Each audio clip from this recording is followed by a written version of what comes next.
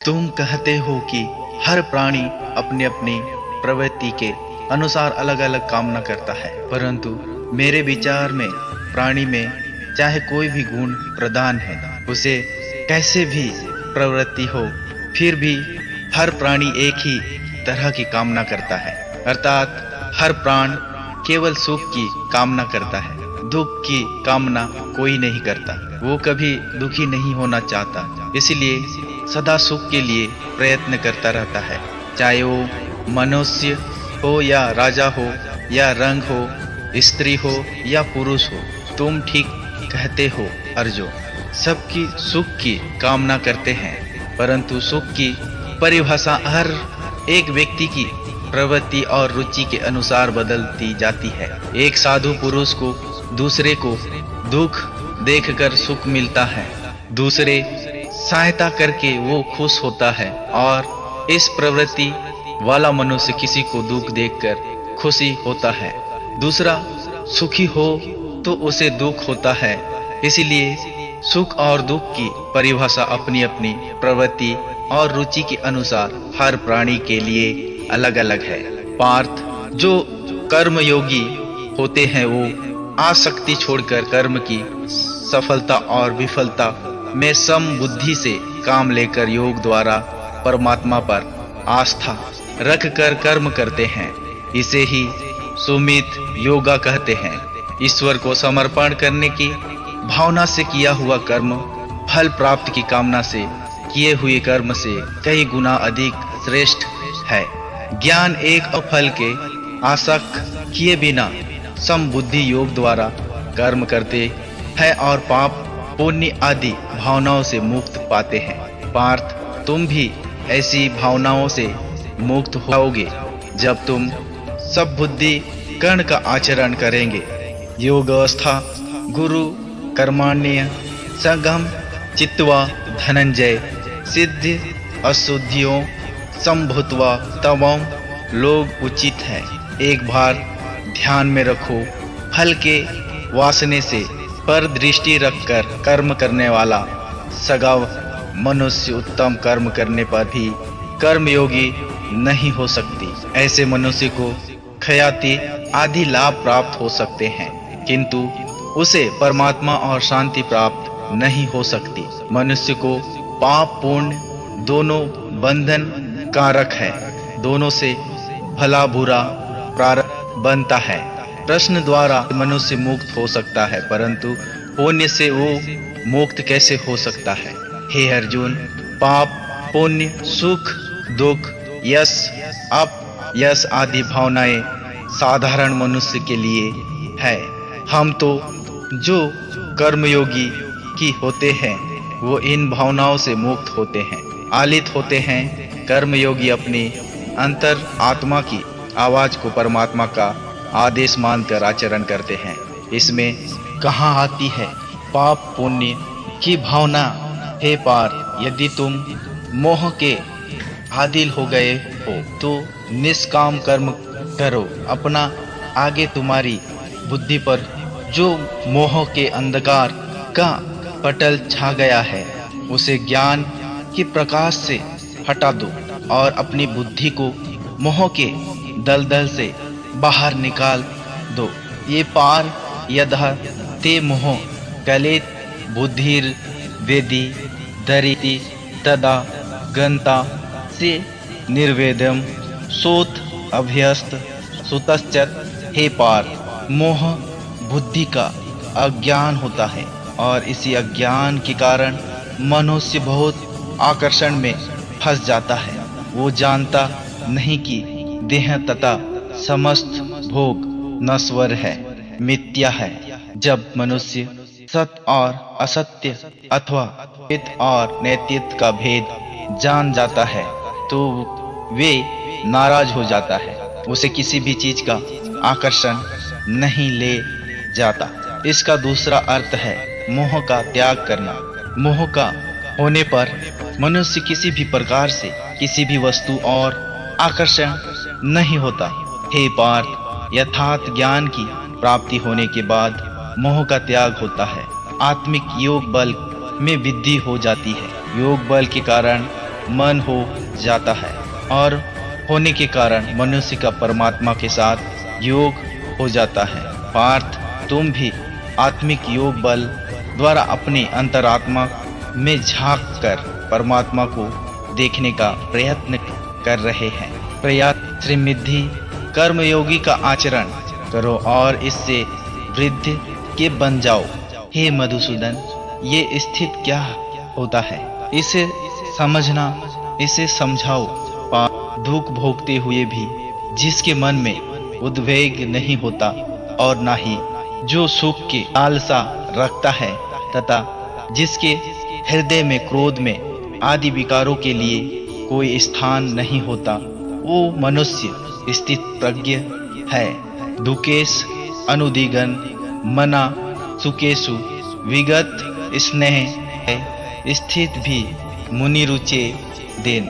समझा कर मुझे कौर हो कि सब स्वर्ग आसन चलन में कैसा है, स्थित भाग्य कैसा है। मूल मनोकामनाएं मन से जो तज डालते हैं, संतुष्ट सदा आत्म निराश में आने पर जो विचलित न हो, कदा भी नहीं कोई इस प्रिया सुख। सुमन सुधा सुमन राग है, नरेश में शुभ से खुश और अशुभ से जो भयम, ऐसा स्थित प्रज्ञा। हे पार्थ, स्थित प्रज्ञा महापुरुष दुख सुख प्रत्येक अवस्था में आध्यात्मिक शांति प्राप्त कर लेता है। परमानंद में लीन होने से ऐसे मनुष्य को दुख और सुख कभी विचलित नहीं करते। ऐसे स्थित प्रत्येक मनुष्य का मन उस दिए की भांति होता है जिसकी लौ स्थिर होती है, कभी डोलती नहीं, अधिक समय तक अचल और अडोल ही रहती है। वो हवा के हल्के से झोंके से भी तड़पने लगती है। हाँ देवी पार्वती, रघु श्री कृष्ण यही तो समझा रहे हैं कि मनुष्य का मन कामनाओं के आधि में रखे हुए एक दीपक की तरह होता है।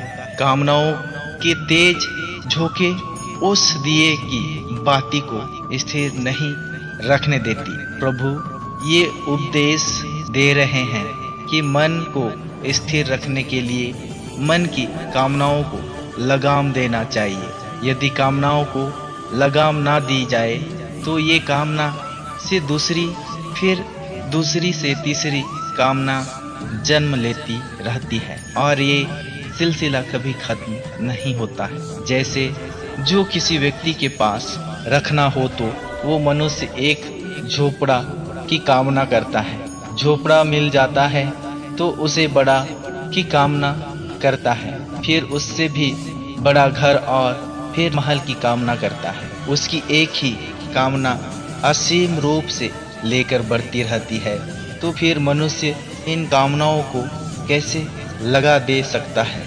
इसका सही और सरल उपाय ये है कि मनुष्य मन में संतोष पैदा करे। जहाँ जिस अवस्था में जिस क्षण में उसे संतोष प्राप्त हो जाए, वही उसी क्षण में सुखी और शांत हो जाएगा। ये तुम कहते हो कि बनने के मन के दिए कि ज्योत को स्थिर रख, मन को इधर उधर तोड़ लेना। ये हुआ कि कर्म करती समय मन की जगह बुद्धि की बात मानो, उनको बुद्धि के अधीन रखो। यही ना नहीं, अर्जुन केवल बुद्धि पर भरोसा रखने या करने में भी खतरा है, इसीलिए कि विनाश काल आने पर तो मनुष्य की बुद्धि भी भ्रष्ट हो जाती है। जब विपरीत समय आता है तो मनुष्य की अपनी बुद्धि ही उसे गलत रास्ते पर ले जाती है। साथ कर्म करे रही बुद्धि की सलाह मालिक से विचार करे तो क्या करे। ऐसी स्थिति में अपनी प्रवृत्ति के विरुद्ध कोई कैसे जीवन व्यतीत करेगा। हे मधुसूदन, मुक्ति और मोक्ष का रास्ता अपनाने के लिए कोई मनुष्य अपनी प्रवृत्ति को कैसे बदल सकता है, इसका कोई तरीका मुझे बताओ। को बदलने से पहले ये डाल लेना आवश्यक है कि प्रवृत्ति कैसे बनती है, जो है मनुष्य जन्म से ही अपने साथ सत्व, रज और तम तीनों गुणों को लेकर पैदा होता है। इस सृष्टि की रचना इन्हीं तीनों गुणों के आधार पर की गई है। इस त्रिगुणात्मक सृष्टि में रहने वाले समस्त प्राणियों में तीनों गुण विद्यमान होते हैं, परंतु हर प्राणी के अंदर इन तीनों में से कोई न कोई एक गुण अधिक प्रधान होता है, और जिस गुण की प्रधानता अधिक होती है उसी प्राणिक चरित्र वैसा ही बन जाता है। राज्य गुण प्रधान पुरुष को ऐश्वर्य, राजपाट और धन दौलत की लालसा होती है। कम और गुण वाला व्यक्ति आलसी और भ्राती होता है। देशभूत जैसी नकारात्मक भावना होती है, इसमें कूट कूट कर भरी हुई होती है। और सत्व गुण वाला सत्गुण की उत्तम गुण होती है। सात्विक मनुष्य सीधा और सच्चा होता है। हर मनुष्य के स्वभाव में ये तीनों गुण कुछ न कुछ मात्रा में होते हैं, परंतु जिस मनुष्य में जो गुण प्रधान होता है वो ऐसा ही हो जाता है। जिसकी जैसी प्रवृत्ति होती है वैसी हो जाती है। तो हर मनुष्य अपनी प्रवृत्ति और अपनी रुचि के अनुसार ही कामना करता है। हे केशव, तुम कहते हो कि हर अपनी अपनी प्रवृत्ति के अनुसार अलग अलग कामना करता है, परंतु मेरे विचार में प्राणी में चाहे कोई भी गुण प्रधान हो, उसे किसी भी प्रवृत्ति हो, फिर भी हर प्राणी एक ही तरह की कामना करता है। अर्थात हर प्राणी केवल सुख की कामना करता है, दुखी की कामना कोई नहीं करता। वो कभी दुखी नहीं होना चाहता, इसीलिए सदा सुख के लिए प्रश्न करता रहता है। चाहे वो मनुष्य हो, राजा हो या रंग हो, स्त्री हो या पुरुष हो। तुम ठीक कहते हो अर्जुन, कि सब सुख की कामना करते हैं, परंतु सुख की परिभाषा हर एक व्यक्ति की प्रवृत्ति और रुचि के अनुसार बदल जाती है। एक साधु पुरुष को दूसरे को दुख देकर सुख मिलता है, दूसरे की सहायता करना वो खुश होता है, और एक नीच प्रवृत्ति वाला मनुष्य किसी को दुख देखकर खुशी होता है। दूसरा सुखी हो तो उसे दुख होता है। इसके लिए सुख और दुख की परिभाषा अपनी अपनी प्रवृत्ति और रुचि के अनुसार हर प्राणी के लिए अलग अलग है। वैसे भी क्या किसी को स्थायी सुख प्राप्त होता है? नहीं होता। ना सुख स्थायी है, ना दुख स्थायी है। परंतु क्या सुख स्थायी नहीं हो सकता? सुख स्थायी कैसे हो सकता है? ये संसार तो परिवर्तनशील है, यहाँ हर क्षण परिवर्तन होता है। पार्थ, परिवर्तन ही प्रकृति का नियम है।